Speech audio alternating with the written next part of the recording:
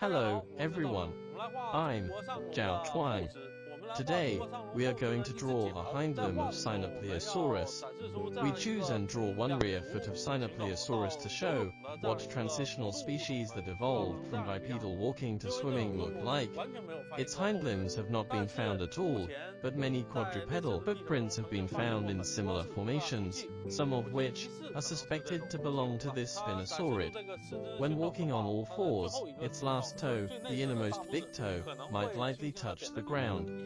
Some late spinosaurids' footprints tell us that they might have walked on 4 toes, but as a basal species, Cyanoplasaurus had some characteristics of baryonyx, with its toenails touching the ground lightly, and not fully stepping on the ground. Its toes could not leave the ground completely like the animal that walks on land with 2 legs. So when reconstructing its hind limbs, we can take this view to make its toenails be able to touch the ground as it walked. In addition, we draw the pads of its feet wider to give a feeling that this species had just evolved into the water, a bit like those of crocodiles.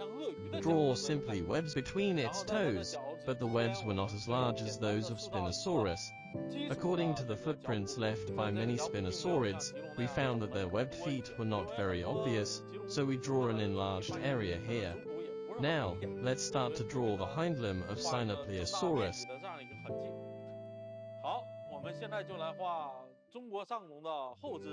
We draw its right foot viewed from the inside to the outside, starting with its ankle.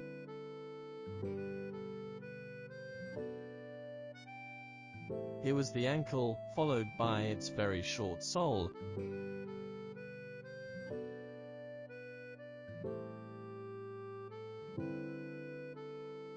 Draw its first toe on the inside with a sharper nail.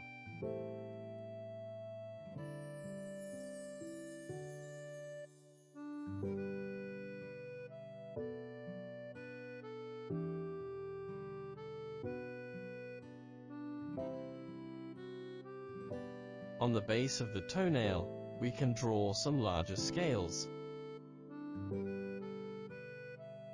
The large scales were arranged in layers, and then gradually became smaller and disappeared when they were close to the joints.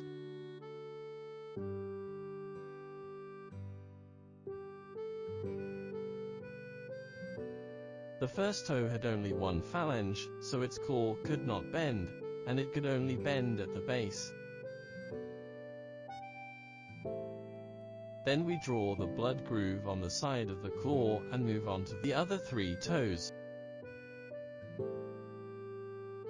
We draw the base of its toes with very thin lines.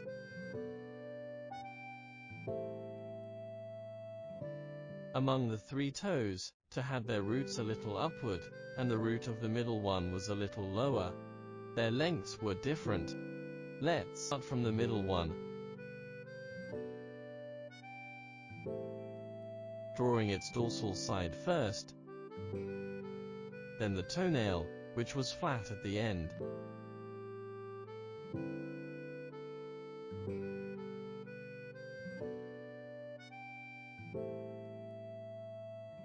Then draw the pads on the bottom of its foot. The pads were not too long. The first pad, the second pad, and stop here for now, because next, we will draw the second toe. The second toe was towards the viewers, and the angle is not easy to control. The blood grooves on both sides of the toenail corresponded to this position, and then the shape of its pad. When it stepped on the ground, its pads were flattened. For the shape of its entire foot, since the top was connected to this part, we draw it with dotted lines. From the base of this toe to this toe, we draw a web-like membrane.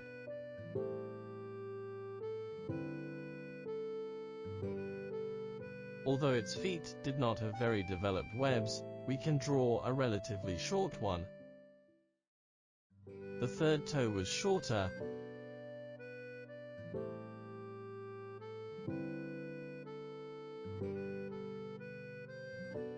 and its web was blocked. Then, we add some details. We can draw some large scales from the base of the toenails. They got narrow towards the rear.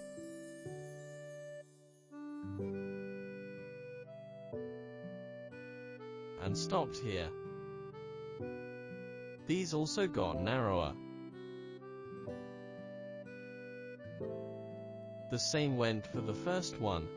In the beginning, the scales were wide from left to right and high from top to bottom, and then they became narrower and smaller. Next, we complete it like this.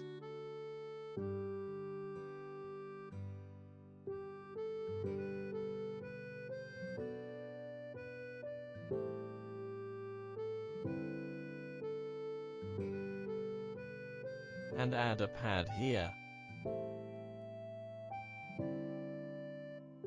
Next, we draw large scales on its instep.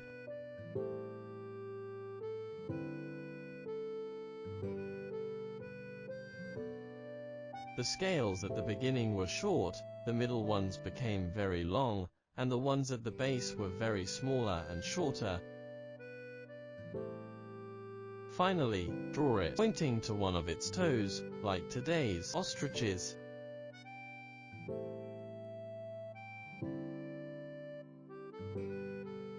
Now, we finish it all.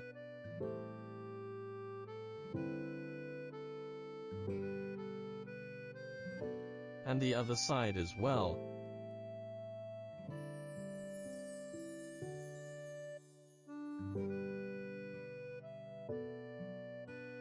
Then, we add some wrinkles on the ankle joint.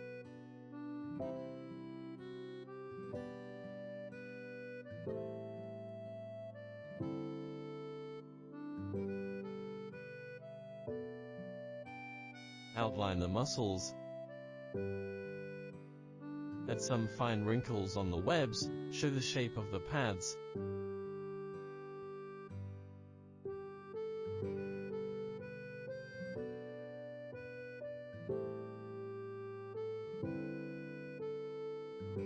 And draw some shading at the base of the toenails.